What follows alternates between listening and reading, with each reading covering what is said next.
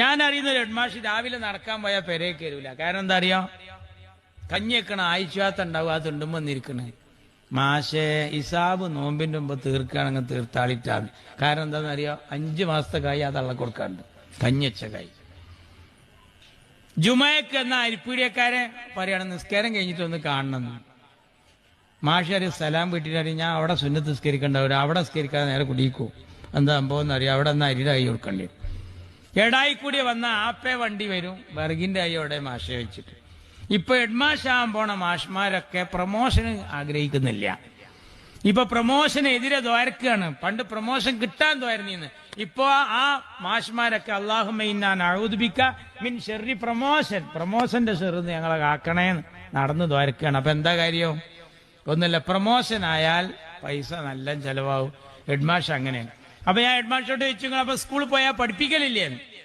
പഠിപ്പിക്കാച്ച ഉള്ളതിന് പഠിപ്പിക്കും. അതായത് ഇതൊക്കെ കഴിച്ചിട്ട് കയ്യിൽ കുറച്ച് പൈസ പെരേ കിട്ടണുള്ളൂ.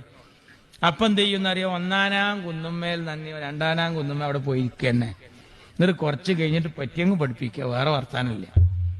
കണക്കൊക്കെ ഇങ്ങനെ അതും ഇതും പ്ലസ് ചെയ്ത് നിർത്തും, കൂട്ടൂല. കാരണം എന്താ അറിയാ? കൂട്ടാൻ വെച്ച കായ് ഇവിടെ കിട്ടാണ്ട്, കിട്ടിയതിന്റെ ശുദ്ധി പിന്നെ കൂട്ടാൻ തീരുമാനിച്ചതാണ്. അങ്ങനെ വെച്ചിരിക്കുകയാണ്. ഭയങ്കര സങ്കടം.